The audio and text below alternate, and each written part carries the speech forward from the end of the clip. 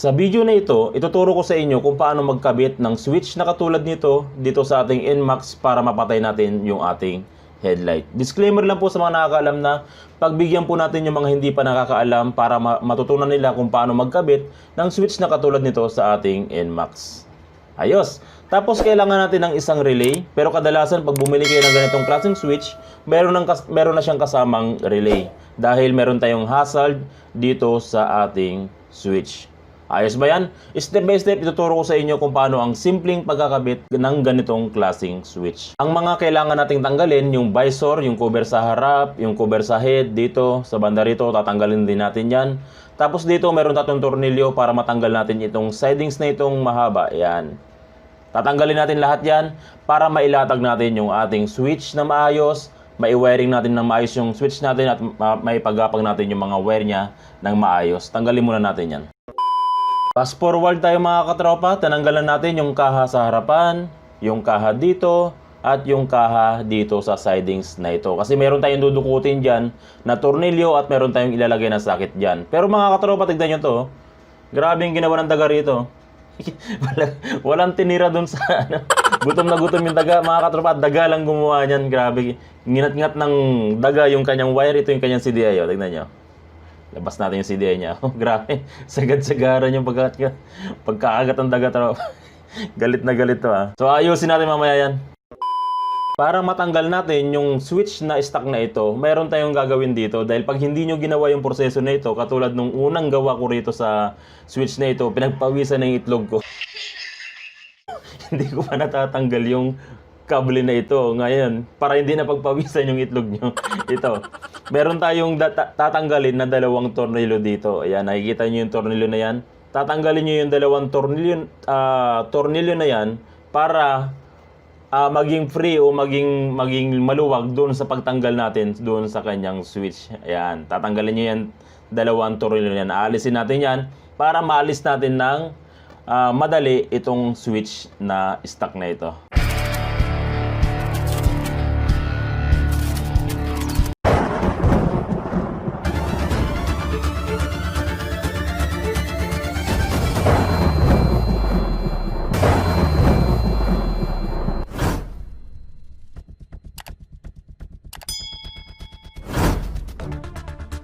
Mga katropa, huwag niyong kalimutang suportahan ang aking channel. Huwag niyong kalimutang mag-subscribe upang makatanggap kayo ng tip tungkol sa pagwawiring. O kaya naman mga tropa, kung malapit lang kayo sa Lingayen, Pangasinan, Artacho Street, pwede niyo akong sadyain dyan sa repair shop upang magpa-wiring kayo ng personal sa akin sa inyong mga motor.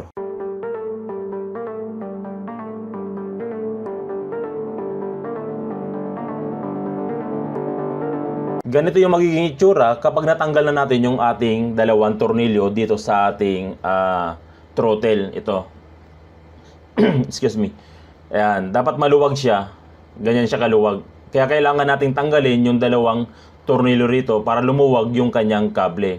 Para sa ganun, mauhugot natin ng maayos itong ating switch at mauhugot natin ng maayos yung kanyang throttle doon sa throttle tube.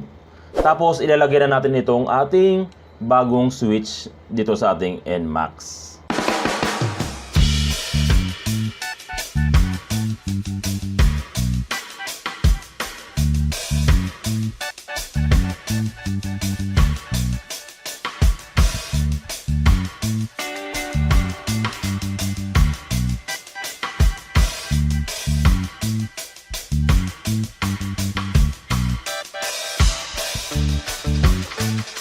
At heto na nga yung bago nating switch na ilagay na natin. Yung switch ng NMAX, ito yung kanyang throttle, walang kahirap-hirap na nilagay. Ayan yung kanyang socket. Pagkatapos nating mailagay yung switch ng NMAX, dito naman tayo sa tinanggal nating tornilyo. Ibabalik na natin yung tinanggal nating tornilyo para sa ganun, gumana na ng maayos yung ating throttle cable. Ibabalik na natin yan, yung dalawang tornilyong tinanggal natin dyan. Pagkatapos nating mailagay yung dalawang tornilyo dito sa ating throttle cable, babalik na sa dati yung ating throttle yan. Pag pinisil mo siya, bumabalik na ulit dati sa standard niya. Ayos na tayo dyan, alright na yan. Next natin itong switch dito sa bandang kaliwa kung saan andito yung signal light, busina at patayan ng ating headlight. Papalitan natin ng itong lumang switch, papalitan natin ng bagong switch. Ilalagay natin to, yung switch ng ating NMAX.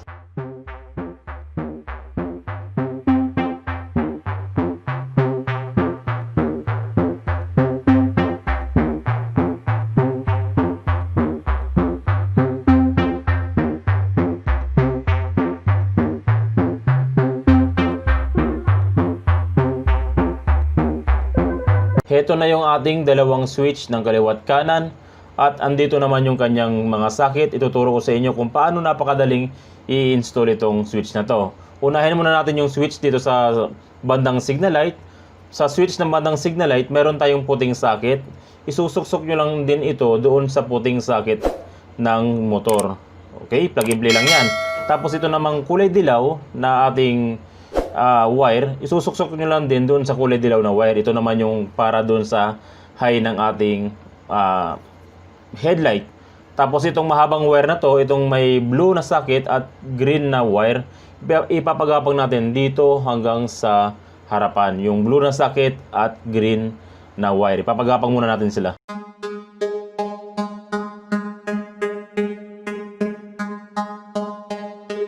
Heto na yung ating pinagapang na blue na socket at green na wire. Unahin muna natin yung blue na socket. Dito sa motor, hahanapin nyo yung white na socket o yung park light natin, yung socket ng ating park light. Ang gagawin natin, tatanggalin nyo lang yan, i-unplug nyo lang yan, tapos isusuksok nyo lang yung kulay blue ng ating switch. Isuksok muna natin. Yan. Ganyan, napakadali lang. Pagkatapos nito, yung kulay green naman na pinagapang natin, kung saan natin ito ilalagay, itong kulay green na to, ito yung magsisilbing switch ng ating low beam. Dito, hahanapin nyo yung socket ng ating headlight. Ito yung socket ng headlight natin. Ang gagawin natin yan, i-unplug muna natin yung socket ng headlight natin. Pagkatapos natin may unplug, yung kulay green na wire, tatanggalin natin yung kulay green na wire dyan, yung light green. Ayan, tatanggalin natin yan. Susungkitin natin yan, yung light green nya, aalisin natin dun sa pagkakasakit. Ayan, pagkatapos natin maalis sa pagkasakit, doon natin isusuksok yung ating green wire na galing switch na pinagapang natin ito. Focus muna natin. Ito yung tinanggal natin, yung green wire, at ito yung green wire na pinagapang natin. I-connect lang natin silang dalawa. Susuksok lang natin yan. Yan, ganyan lang, napakasimple lang. Pagkatapos yan, babalutin na natin yan ng electrical tape para hindi ma-grounded yung ating green wire. Kasi live yung lumalabas dyan.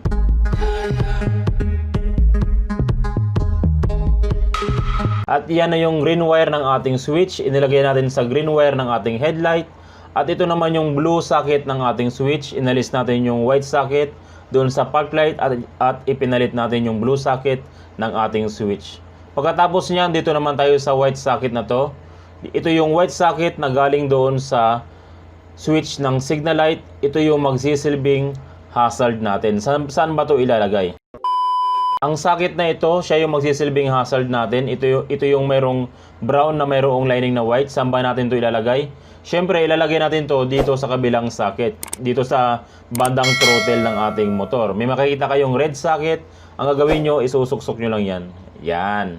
Pagkatapos nyan, dito naman tayo sa ating starter o push button natin. Siyempre, itong white socket na galing doon sa part ng throttle natin, ilalagay nyo rin to doon sa pinagtanggalan nating socket ng ating push button. Ibabalik nyo lang yan. Suksakan lang yan. Ganyan. Ayos? Alright ba yan? So, ang natitira na lang natin ay itong ating kill switch o yung black socket natin. Ito yung ating kill switch. Siya yung magpapatay ng makina natin. Dito sa ating black socket, meron tayong extra wire pa na natitira. Kukunin ko muna. Ito yung ating extra wire na natitira. Nakasegregate na rin yung mga socket niya dyan. Naka-organize na yan. Ang gagawin natin dito, isusuksok lang natin itong white socket doon sa black socket niya. Pagkatapos niyan, yung dulo naman nito, ipapagapang natin hanggang doon sa switch ng ating side stand. Hahanapin yung switch o socket ng ating side stand. Ang socket ng side stand ng ating NMAX ay yung kulay blue rito. Diyan natin siya ipapagapang. Pagkatapos natin itong maipagapang, dito may makikita kayong blue na socket. Aalisin nyo lang to. Ito yung socket ng ating side stand. Siya yung magsisilbing kill switch natin. Ang gagawin natin, paghihiwalay lang natin silang dalawa. Tapos ipapatol nyo lang yung kanyang socket. Katulad nito, ilagay natin dito. At itong isa, ilagay naman natin dito. Nakaabang na to, nakaabang na lahat. Halos lahat ng socket niya, plug and play na lang siya.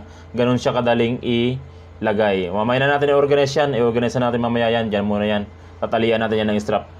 So pagkatapos niyan, ititesting na natin yung ating ginawa. Subukan na natin. Unahin muna natin yung ating hazard. Ay, walang yan. Nakalimutan ko pa pala yung relay niya. Nakalimutan ko yung relay natin ilagay. Ilagay mo natin itong relay na to. Nakalimutan ko. Yung relay pala natin, papalitan natin yung relay natin kasi yung stock na relay, hindi siya pwedeng pang hazard. Ang gagawin natin, bibili kayo ng relay na pang China para mag hazard, or pag bumili kayo ng socket na katulad ng ini-install natin, mayroon na talaga siyang libre o may kasama na siyang flasher relay. Yan, papalitan natin ng flasher relay yan para gumana yung ating hazard kasi yung stock na relay natin, hindi niya kaya yung 4 na bombilya dahil meron lang siyang watts na sinusunod. So ilagay muna natin tong relay na to. Take 2 tayo mga katropa.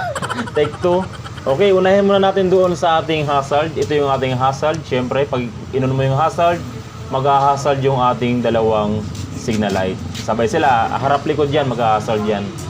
Yan yung ating hazard. Alright, patayin muna natin yung hazard natin. Start natin. Alright, para makita nyo yung ating headlight. Next natin naman, yung headlight natin. Ito yung ating switch ng headlight. Focus muna natin. Sa headlight, pag initna mo lang siya, pag initna mo siya, siya yung magpa-park light muna. Ayan, try natin. Ayan, park light muna siya. Wala siyang headlight. Pero kapag sinagad mo na siya dun sa pinakadulo, dito sa ating headlight, pag-uuna yung kanyang headlight. Tapos high and low. Ayan, napaka-normal niya, no? Alright. Next natin, ito naman yung ating passing light. Ito, okay tayo yung passing light natin. Alright. Ganda. Passing. So ano pa yung susunod natin? Dito naman sa kabila, maandar yung makina natin, pero dito, ito yung ating kill switch. Pag pinatay mo yan, mamamatay yung motor at hindi mo na mapupush button. Unless na lang kung pipindutin mo uli yung ating kill switch para ma-push button mo siya uli. Alright. So ganyan lang mga katropa, napakasimple lang magkabit ng switch ng ating NMAX, kung paano palitan ng switch. Sana meron kayong natutunan, magamit nyo sa inyong panghanap buhay at mailagay nyo sa inyong motor yung inyong switch. Next natin, itong kinagat ng daga mga katropa. Maraming salamat sa inyo mga katropa. God bless at ingat sa pagwawiring.